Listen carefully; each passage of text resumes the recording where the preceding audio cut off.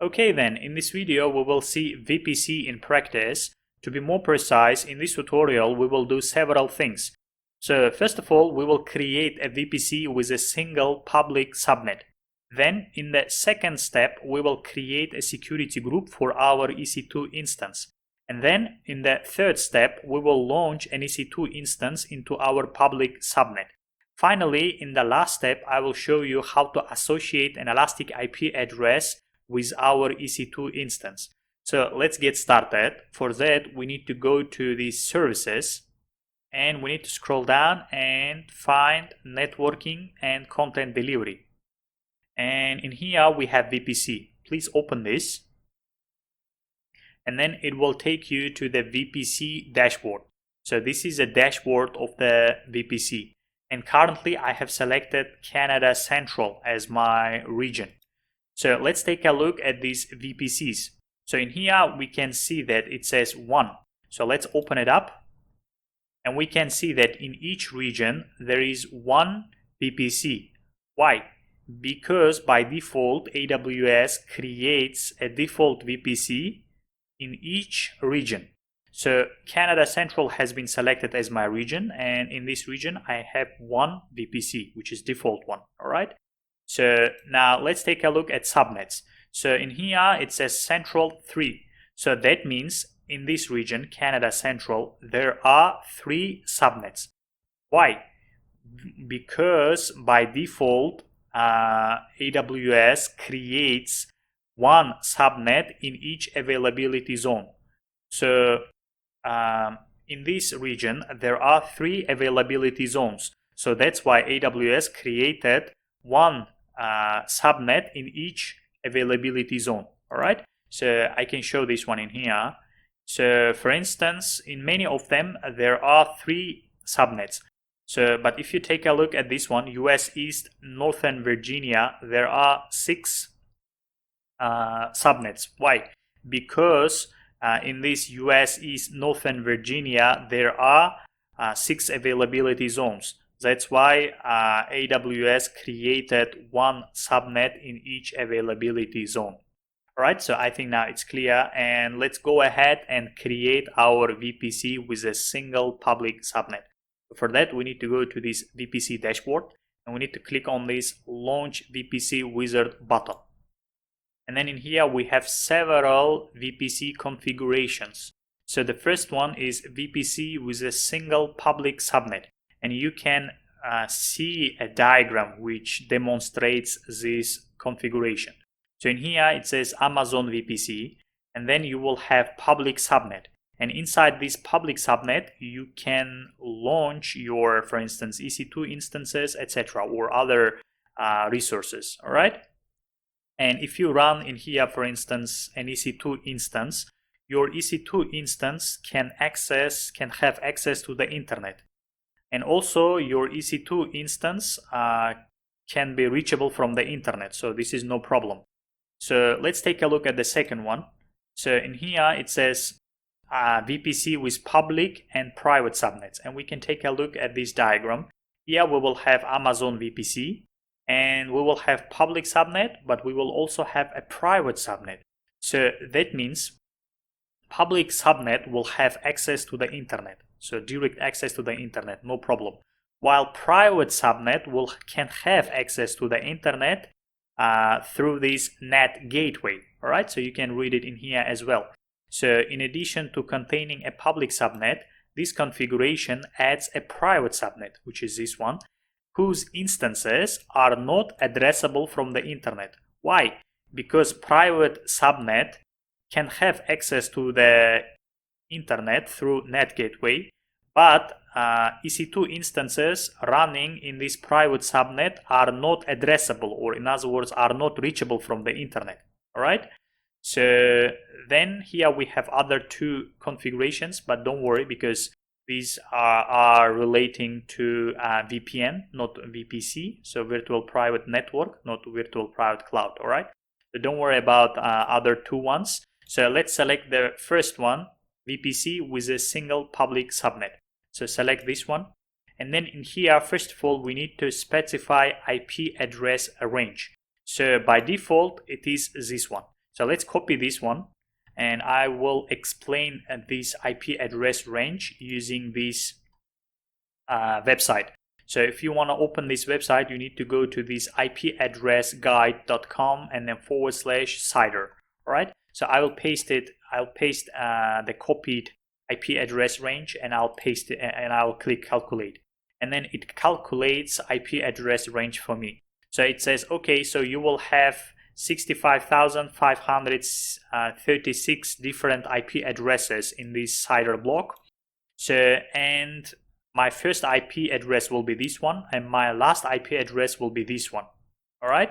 So in other words, my first IP address will be 10.0.0.0, while my last IP address will be 10.0.255.255. All right. So I would like to explain this one with another example. So if I write in here 32, and if I click calculate, I will have one IP address, which is this one. All right. So if I make it, for instance, 28, I will have 16 different IP addresses. So the first IP address, this one, and the last IP address, this one. So the last digit will change. So for instance, in here, it can be the first IP address is 10.0.0.0, and then a second IP address can be 1, and then third one is 3, 4, 5, and up to 15. All right. So, and I'm fine with the 16. So in that case, I will have this many IP addresses. So it's fine. So then let's write VPC name. So I can write AWS CCP and then VPC, so which stands AWS Certified Cloud Practitioner VPC. All right, so you can write whatever you like. So again, so my VPC will have these many IP addresses, and now I should specify IP address range for my public subnet, and this time it is this one. All right, so that means I will have 251 IP addresses in my public subnet. Again, so the first one is for VPC, while the second one is for the public subnet. All right, so it's fine. Then for the availability zone, you can specify your availability zone. So for instance, you can make it, for instance, in my case, I can make it Canada Central 1B. So that means my public subnet will be associated with this availability zone. And here I can specify subnet name, and it's fine, public subnet. It's fine. Then service endpoints, don't worry about this one because we're not gonna add endpoint this time. Then enable DNS hostnames, select yes. So then hardware tenancy, default or shared one is fine. If you select dedicated, it might incur costs. That's why default or shared one is fine. So now let's click create VPC. And then it will create a VPC, or in other words, it will create a VPC with a single public subnet for us. All right. So now let's click OK.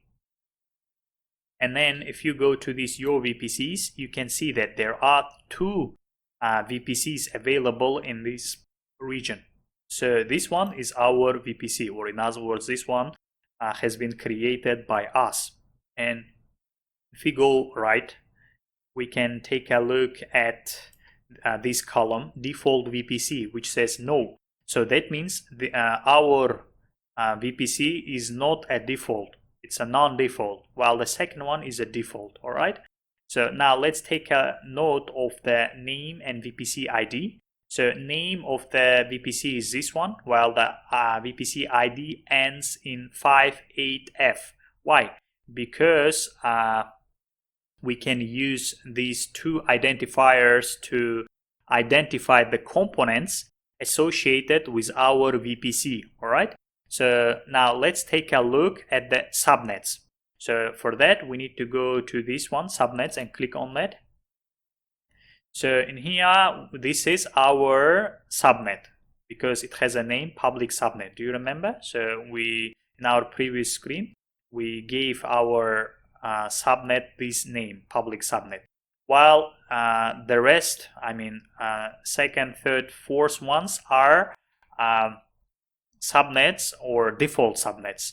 So we can go to the right, and we can read in here default subnets. So the first one is non-default, while below ones are default subnets. I think it's very clear. So now let's take a look at the internet gateway. So we go here, and the first one is our internet gateway, and this internet gateway is attached to our VPC because I know it from these identifiers. So I have VPC ID and VPC name. All right. So now let's take a look at route tables. So we click on this one, and in here we have 3 route tables. So, and the first one and the second ones are our route tables. So the second one is the default or main route table. This is a main route table, and this main route table, if we go to these routes, we can see that it has only this local route, and this local route is used by instances in the VPC to communicate with each other, right? While the first one, this one, is used to access the internet. How do I know that one? So in here I can see that in addition to this local route, it has another route which says target internet gateway. So IGW, this one stands for internet gateway, and this is the ID of the internet gateway. So I know that this one is used to access the internet. All right. So now we can edit routes anytime. For that, we need to go to routes. We need to first of all select our route table, and we need to go to routes, and here we have edit routes. So if I go to edit routes, I can see that I cannot remove local route. Why? Because that's how AWS works. So this local route is used by instances in the VPC to communicate with each other. That's why you cannot remove or delete the local route. So the first one. Second one, no problem. So if you want to add route, you can simply do it in here. All right. So similarly for the second one, if I go to the second one and again edit route, I cannot remove this local route. So, and for this one, so this is not our route table, but again, so if I go to edit routes, I cannot remove the local route. All right. So the first one. So I think it's clear. Now let's go and create our security group.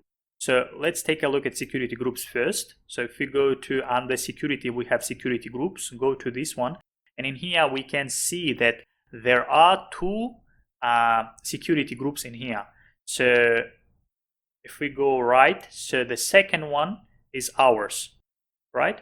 So if we go to this one, so this is our security group, but we will not use this security group. Instead, what we will do is we will create our own security group. All right. And I would like to remind you that security group acts as a firewall to control the traffic. All right. So you have in here inbound rules, outbound rules, etc. So you can add rules. And again, inbound rules are rules to control the incoming traffic, while the outbound rules are used to control the outgoing traffic from your instances. All right. So don't worry, I will show that one. So now let's create our security group. For that, we click on this one, create a security group. And in here, we need to specify security group name. So now it suggests my web server group.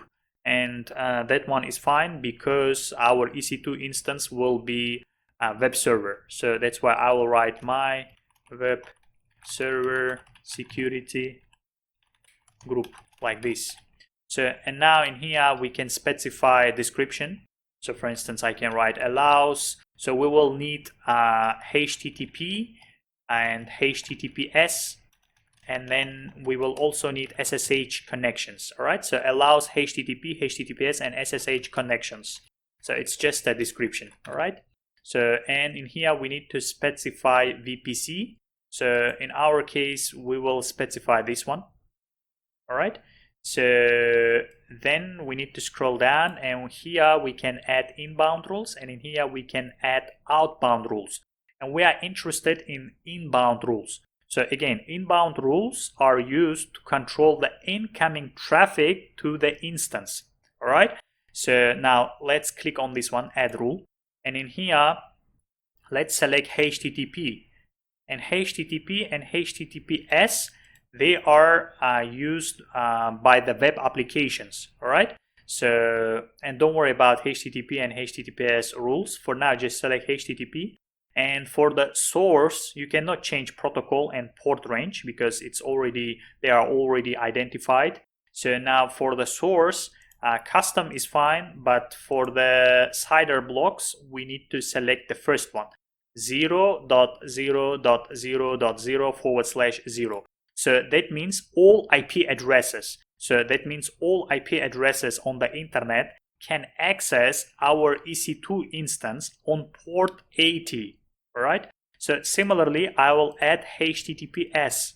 So I will select HTTPS, and it says port 443, and custom is fine, and select the first one again.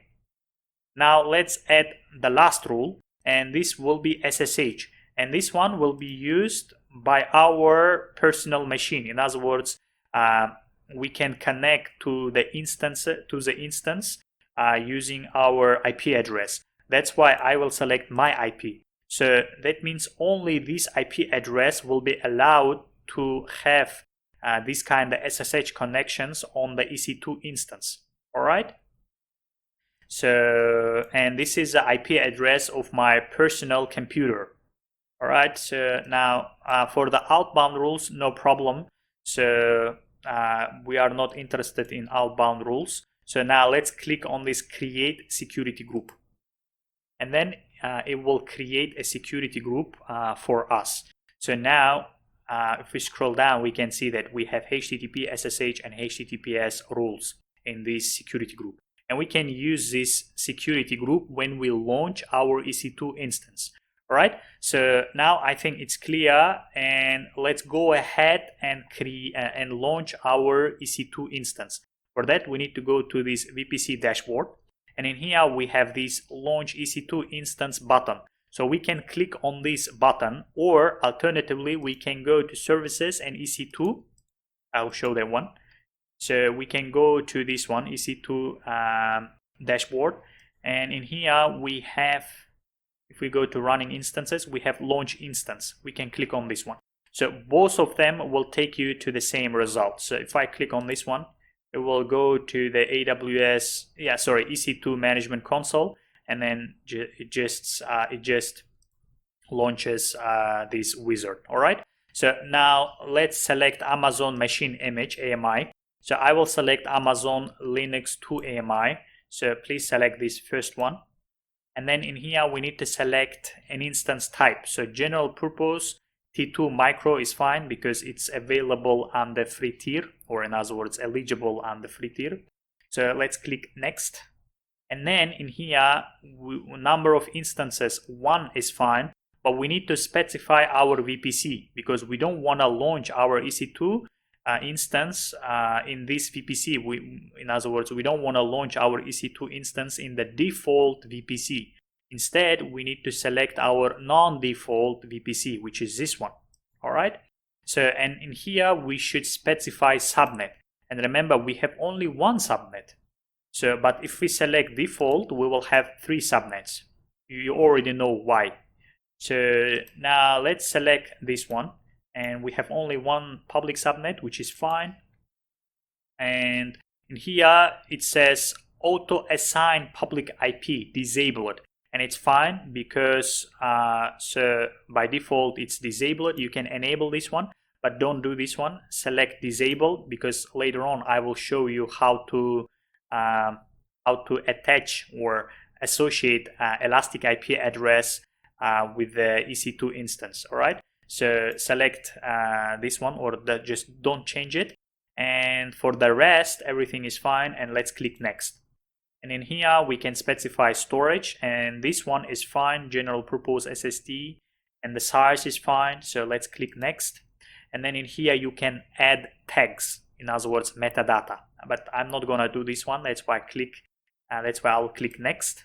And then in here it will create a new security group, but we don't want to create a security group. Why? Because we have already created a security group, right? So that's why we need to select this one, second one, select an existing security group. And in here we have our My Web Server security group. We will select this one, and it has three rules, right? HTTP, HTTPS. So let's click review and launch. So here you can review your instance configurations. If everything is fine, you can click launch, or otherwise you can click on this previews and modify it. And in here you need to specify your key pair. So in here I will select an existing key pair. If you don't have an existing key pair, you can always select the second one, create a new key pair, and you can create a new key pair. So I will select choose an existing key pair, and I acknowledge that I have access to this key pair, and I'll click launch. So now I will click view instances. So now it might take a couple of minutes to launch, or sometimes even several minutes, or to launch this EC2 instance. So let me refresh it. So now, as you can see, it is up and running. So I can see in here the ID of the EC2 instance, and also it has an IP address, and it's a private IP address, and it doesn't have a public IP address because by default EC2 instances launched in a non-default VPC will not have a public IP address. So, and we also disabled that one, right? So, and don't worry, because later on I will show you how to associate an elastic IP address with this EC2 instance. So now let's take a look at the VPC and subnet. So these are VPC and subnet associated with our EC2 instance. In other words, our EC2 instance is running in this VPC and in this subnet. All right, it's a public subnet, and this is a name of the VPC, AWS CCP VPC. All right. And in here we have security groups associated with our EC2 instance, and My Web Server security group, which we created previously, is associated with our EC2 instance. All right. So then we can see that it has a private IP address, but not a public IP address. And if it doesn't have public IP address, so no one on the internet can access this EC2 instance. Why? Because it doesn't have public IP address, and this private IP address is used internally. So this private IP address cannot be used to access this EC2 instance from the internet. All right. So now let's go and create an elastic IP address, and as well as associate it with our EC2 instance. For that, we need to go to this network and security, and we need to go to this elastic IPs. And in here, we don't have any elastic IP address. Now let's allocate one. So let's click on this one, and then it says that the IP address or elastic IP address will be assigned from the Amazon's pool of IPv4 addresses, and it's totally fine. Let's click allocate. And then, as you can see, it has allocated an elastic IP address, but it hasn't been associated with our EC2 instance. So if we would like to associate it with our EC2 instance, we need to select it, and we need to go to actions. And here we have associate elastic IP address. Click on this one. And then in here, you need to select instance, because we want to associate this elastic IP address with our EC2 instance. And then in here, you need to select instance. We have only one instance, and we need to select IP address, which is this one. So then click on this one, associate, and then it will associate this elastic IP address with our EC2 instance. If we go to instances, you can see that elastic IP address has been associated with our EC2 instance. And that's how you associate elastic IP address. So, and the elastic IP address is the IP address which doesn't change over time. So that means this IP address doesn't change with time. All right. So, and that's perfect. So now I think everything is clear. So now how can you just, clean up everything? So let's go to VPC. So if you want to delete your VPC, you can select your VPC and you can go to actions. And in here you have delete VPC. And if you click on this one, it will not work. Why? Because it says the VPC contains one or more instances. So in other words, our EC2 instance is running in this VPC. So that's why it cannot delete this VPC. And also this is just a proof that our EC2 instance is running in this VPC, right? So that means we need to start cleaning up in here. So by terminating our EC2 instance. So how can I terminate this EC2 instance? So I need to select it and actions, instance state, terminate. And in here we have just this nice option which says release attached elastic IP address. We need to tick it. Why? Because so it will release elastic IP address together with this while it terminates this EC2 instance. And this is very nice because you can read it in here. Elastic IPs which are not associated with an instance will incur an hourly cost. So that means if you have elastic IP address which is not associated with up and running EC2 instance, it will incur costs. So that's why I select this one and click yes, terminate. So again, it might take seconds or minutes.